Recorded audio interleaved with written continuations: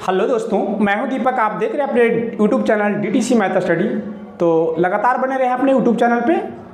और आज हम नियामक ज्यामिति में एक ऐसे प्रश्न पर चर्चा करेंगे जिसमें केंद्रक ज्ञात है और त्रिभुज के दो शीर्ष के नियामक ज्ञात है। तो तीसरा शीर्ष के नियामक ज्ञात करना है और फिर उसके बाद जो है उसका क्षेत्रफल निकालना है। तो चलिए शुरू करते हैं। वीडियो को शुरू करने से पहले सबसे पहले जो है आप देखेंगे कि त्रिभुज ABC मैंने बना लिया। उसमें बिंदुएं x1/1, x2/2, x3/3 ABC के नियामक हैं।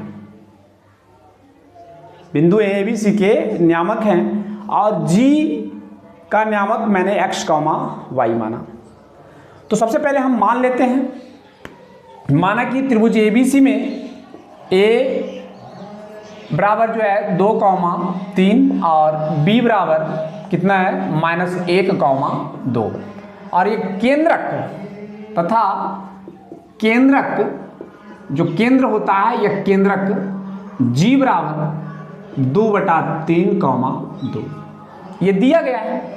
तो सबसे पहले हम ये नियामक ज्ञात करने के लिए, त्रिभुज के तीसरे नियामक ज्ञात करने के लिए केंद्रक का सूत्र लगाएंगे यहाँ।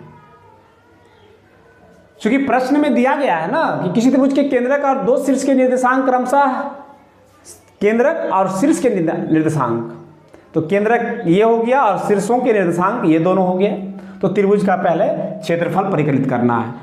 तो ये अगर नहीं निकलेगा तो क्या त्रिभुज का क्षेत्रफल निकल पाएगा? नहीं निकलेगा। तो सबसे पहले हमें त्रिभुज का तीसरा नियामक ज्ञात करना है। तो चलिए सूत्र लिखते हैं हम केंद्रक का। केंद्रक यदि केंद्रक का जो सूत्र G होता है, G बराबर इसका सूत्र होता है x1 + x2 + x3/3 बराबर क्या? x।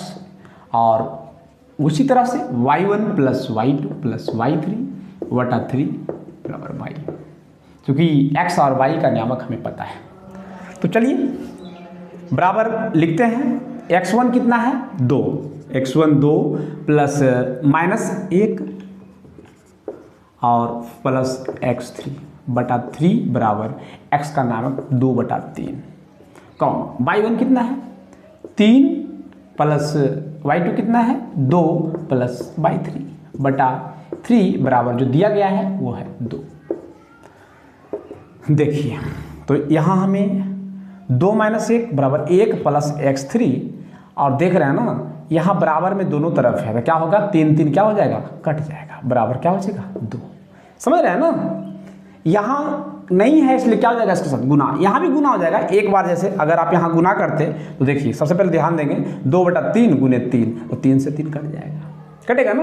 तो यहाँ करे या तो यहाँ काटे, है ना, बात बराबर है। अगर यहाँ नहीं काटते हैं तो यहाँ काटना पड़ेगा। तो चलिए यहाँ काट ही लिए तो फिर बार बार क्या है समझ लिए। हाँ तो अब आगे बढ़ते हैं। 3 + 2 कितना हो गया? 5 + y³ बराबर 3 दूनी के 6, है ना। अब देखिए x3 बराबर जो आया 2 - 1 और y3 बराबर जो आया 6 - 5 आ गया ना।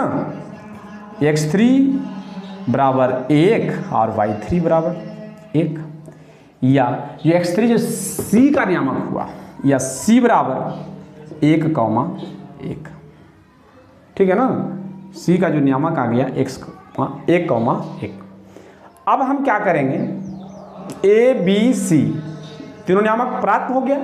अब इसका क्षेत्रफल का सूत्र लगा करके इसको हल कर लेंगे, सिंपल। चलिए शुरू करते हैं।